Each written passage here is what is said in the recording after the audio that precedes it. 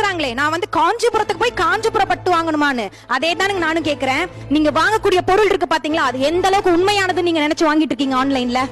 Authenticate provider association ஒரு institution வந்துட்டு ஒரு சர்வே எடுத்தாங்க டெல்லியில, கிட்டத்தட்ட 17 ஸ்டேட்ல எடுத்தாங்க. அந்த 17 ஸ்டேட்ல 80% ஆன்லைன்ல விற்கக்கூடிய பொருட்கள் அத்தனை போலியானது, டூப்ளிகேட்ஸ்.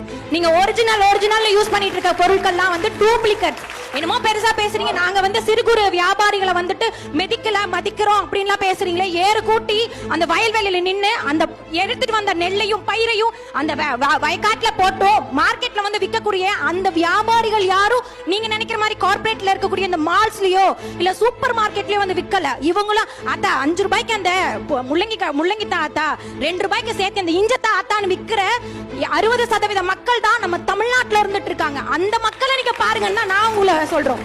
இன்னைக்கு இருக்கக்கூடிய எல்லா தலைமுறையும் நம்ம அந்த கார்பரேட் டெவலப்மெண்ட்க்கு நம்ம பேசணும். நம்ம கூட இருக்கிற அப்பத்தாவும் நம்ம ஆத்தாலும் பொழைக்கிறதுக்கான விஷயத்தை நம்ம இன்னைக்கு பேசணும். வணிக வியாபாரிகளோட வளர்ச்சி, அக்ரிகல்ச்சரோட வளர்ச்சி மட்டும்தான் நம்ம நாட்டோட வளர்ச்சிங்கிற மறந்துடாதீங்க.